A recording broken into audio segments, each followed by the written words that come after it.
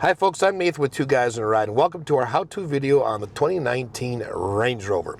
Today I'll be covering the driver's information screens.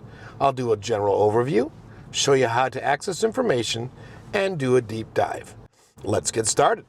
Today we're working with our friends at Morrie's Golden Valley Cadillac in beautiful Golden Valley, Minnesota. Alright, so the driver screen is a 12-inch fully digital screen and of course fully customizable. And that's what we're going to go through, show you everything that's in here. So to control that, you're going to use the button that's over on the left side of the steering wheel. Right now it says menu, and then it has a volume and of course a seek forward, seek backwards for media. But all you need to do is press the middle, and it turns into 4 cursors plus an OK button to control the driver's information screen. Now, what you're going to notice here is that at the very top left, there are, and it does time out. So at the very top left, you see you get vehicle info, you got media, and so on. These are all your main menu items. And then down below, if you use the down arrow, this is the specific things in each menu that you can go through. So I'm gonna go up here. Okay, we're under vehicle info. So right here, if I click OK on show warnings, it'll show any warnings I have. Now it just disappears, so I'm gonna press the menu button again. Okay, and I'm gonna go down here and tire information. If I click here, I get tire pressure load setting and then recommended pressure. So you notice they have the right arrow. So you can click the right arrow if you want. However, I'm going to click the back arrow a minute. If you just press the OK button, it does the same thing. All right? So here we have light load and we have a normal load. So let's just take a look at one of these. I'll go hit the OK button here. Okay, so tire pressure monitoring is now set for a light load. And if I go down here and press OK, it's set for a normal load. Right, so you can actually change between the two. I'm going to click back here, the back arrow. I'm going to click again. All right, tire pressures. All right, we'll click here. Here you go. There's your view of your tire pressures. Go back. Oil level. Okay, not available yet currently. Okay. Last alarm. If I click here, if there is an alarm that goes off, if your car is, out in the parking lot and you sense it's gone off, that will tell you what the cause of it was, which is kind of cool. You can look up your vehicle VIN number digitally. Now that's the end of this particular screen. So I'm going to go use the back arrow here. Okay, you notice it brings you right back to vehicle info at the top. So I'm going to go one more to the right, media. So I go down. Here's source. I'm going to click this arrow and go to radio, click on it. Okay, I wish it would pop up a screen right there that goes to this next screen, but if I go back, once I'm on radio, now I get find and the band. So if I click OK for band, now I can switch between AM and FM. Okay, but in order for me, let's say I want FM. In order for me to actually select a station, I'm going to go back and I'm going to go down to find, click on that, and then I can look through my presets. Okay, I wish those just kind of popped up intuitively, because this controller will change back to the media controls, but when you're in the screen, it tends to stay on it. So you actually have to go back and click on that. So I kind of wish they would have eliminated that particular step, but it's there and you can select your sources. And of course your volume will be on this side, and then seek forward and backwards will be on this side. All right, I'm gonna go back again. That's media. We'll go one to the right, driver assistance. So I'm gonna go down one. Collision avoidance. So I'll press the right arrow or the OK. Okay, forward alert. You've got sensitivity. You've got automatic emergency braking here, and that's just simple, a check mark on or off. And then you go down here and you got blind spot assist. So let's take a look at this one. We're gonna go under here, and it can be either off, you can have steering assist turned on, or alert only. All right, and we'll go back one here. That's blind spot assist. So it's nice that if it senses something, it's going to steer you in the other direction. Let's go down here to do one more here. It's cross traffic monitor. So let's click on that one. You want forward off, you want reverse off. You can do that. Of course, you should leave those on. I would at least leave those on. Otherwise, they're not a safety system. Okay, that's it under that particular menu. So I'm going to go left. So that's collision avoidance. So here you got steering assistance. So let's take a look at that quick. Lane keeping assist, you can have that on or off. Just a simple check mark here with a click of the OK button. And then you can look at the lane keeping assist settings. So if I click OK, I can now have the steering wheel vibrate if I'm going over the line, or if I click there, that part, I can say steering assist. So you're gonna have one or the other. So if you don't like the steering assist, you can leave it here and it will just vibrate for you, but it won't steer it. This one will actually steer the wheel to keep you within the lanes. All right, I'm gonna go back and back again. All right, speed limit awareness. If I click here, traffic sign recognition on or off with a simple click. All right, so under adaptive speed limiter, and what that does is, like when your cruise control is running, you can press that and you can adjust the speed, and basically it limits how fast the vehicle could go. So if say you're in a parking lot and you want to limit it to 15, well, you can do that. Better example would be if you're off-road, okay, and you only want to go up this area going maybe 10 miles an hour. You can limit the speed to 10 miles an hour no matter how much you press the accelerator. What you should be aware of is that if you press the accelerator all the way to the floor, there is a little switch that then turns that limiter off, and all of a sudden you're going to zoom forward. So as long as you're not completely pressing it to the floor, you should be okay. All right. Drive condition monitor on or off, and that's just going to monitor whether the car thinks that you're weaving in and out of the lanes. It'll suggest you take a break. All right, so let's go back, and that should be it at the bottom of this list. So I'm going to go back again here. I'm going to go one more to the right.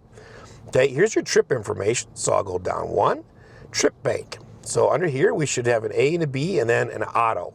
And you notice it changes at the bottom of the screen on the far right, just to the right of the bottom of the speedometer and tack. So if I say trip B, it changes to that. If I say trip A, it changes to that. So that's where you're going to see the change. All right, I'm going to use the back arrow. And then you can say what kind of content you want in the trip. So these are a simple click on or off. Check mark means they're on. Click it again, check mark disappears. That means you're not going to see it. So all these things are there: trip distance, average speed, average economy, instantaneous economy, and range driving style. So let's take one of these and let's say average speed. And if I click it off, so you can see them showing up at the bottom of the screen. So all these things will now be available in the trip area. All right, I'm going to hit the back arrow. Hit the back arrow again. That was trip. Now we're going to go over here to display. Now this is where you can change the information that you actually see on the screen. So that, in essence, the part where we can customize the dashboard. So I'm going to go down. This is left panel info. So I'll go here, and right now it's set to off. But I could say I want off-road information. Now if I do that, and I hit the back arrow, and hit the back arrow again, pretty soon, if I let it just sit, it should go back, and then I should have off-road information showing up on the left. There we go. Okay, so if I want to change that again, I got to press that menu button. It's nice that it stays right on this menu. So if I go to left panel info again, I say maybe I want media there. Okay, your choices are driver assistance, media, off-road information, or turn the panel off. I'm going to just set it to media for a minute. We'll go back one here. Wait a second for it to disappear, and then now my media information will be right there. Go back one more. And there's my media information showing up in there. All right, I'm going to press the menu button again because it's gone back to that. And I'm going to go down and I'm going to go to right panel info. That's where you see the navigation map. Now I can have map, I can have trip summary, or I can have it off. Let's take a look at trip summary. Now I've got my miles per gallon. I have got miles I've gone. I've got average speed, and I've got how many miles I have left till empty. The other choice is off. And then it just shows you a beautiful picture of a Range Rover. I'm going to leave it on map because that's a nice view. Now, I'm going to press the left arrow here. So that's how you adjust specific information on the left or the right. Now we're going to take a look at how to change what kind of configuration the whole dashboard's in. So I'm going to go down one to display input, click OK. And I can have one dial, which is where I'm set right now. I'm going to go to 2 dials. So now my information shows up in the middle. So I've got a tach, and on the right, I got a speedometer on the left with the fuel gauge. Just a much more traditional looking dashboard. But I can also come down here and say I want full map. Right?